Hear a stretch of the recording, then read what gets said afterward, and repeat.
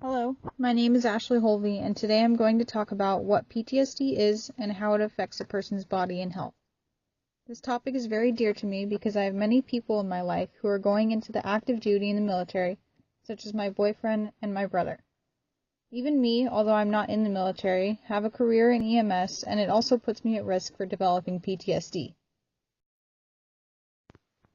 So what is PTSD exactly? Well, according to the U.S. Department of Federal Affairs, it is a mental health problem that some people develop after experiencing or witnessing a life-threatening event, such as combat, a natural disaster, a car accident, or sexual assault, or in my case, losing a patient in the back of my ambulance.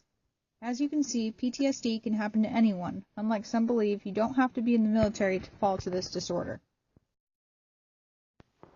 According to recent studies done by the PTSD United, approximately 8% of Americans suffer from PTSD, making it a whopping 24.4 million, or rather, the equivalent to the population of Texas.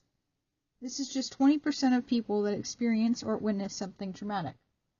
It is also estimated that 1 in 9 women suffer from PTSD. Also, in Operations Enduring Freedom and Iraqi Freedom, approximately 20% of veterans currently suffer from PTSD, and 30% of veterans from Vietnam War suffer from PTSD. In the last year alone, the amount of veterans suffering from PTSD jumped 50%. The U.S. Department of Federal Affairs state that the symptoms of PTSD include reliving the traumatic event, which could be in the way of nightmares or flashbacks. Some people even experience a trigger or something that you may hear, see, or smell that triggers these flashbacks. Avoiding situations such as people, help, or things that remind you of the event. A negative change in beliefs or feelings such as your view in relationships with people or your faith. Hyperarousal, or the feeling of being jumpy or constantly on alert of danger. In order for these symptoms to be classified as PTSD, they must last longer than 3 months, cause great distress in your life, and disrupt your home or work life. If PTSD is left untreated, it can lead to the lack of ability to build relationships, substance abuse, depression, and even suicide. According to a study done by Emily Schmid, the most closely related mental health issue to PTSD was depression. However, it was found that people who have experienced non-combat traumatic events were more likely to establish depression than those that had seen combat.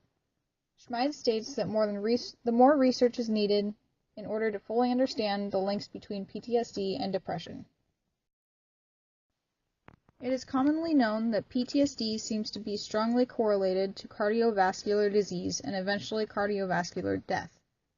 To further the research, Ashley Clausen completed a study on veterans with PTSD and the links to things such as flow-mediated dilation and endothelial function. Flow-mediated dilation is simply the artery's ability to dilate in order to allow more blood flow to the heart. The better the ability, the healthier the heart. Endothelial function can be described as the artery's ability to receive signals from the heart and react accordingly, such as constricting or relaxing the vessels.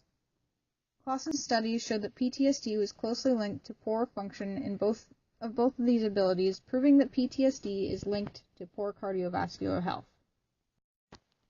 According to a study completed by Emily Johnson, 95% of participants said that they received Veterans Health Association services such as surgery, critical care, orthopedics, and pharmacology.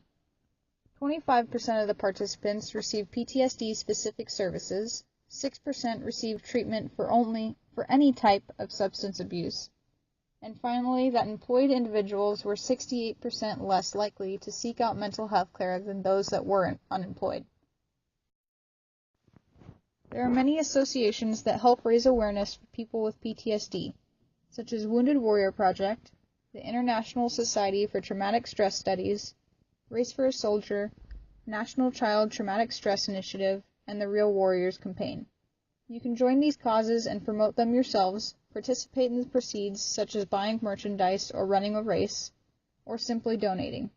Thank you for watching my presentation. I hope that it has given you a little more insight on the importance of knowledge on the post-traumatic stress disorder.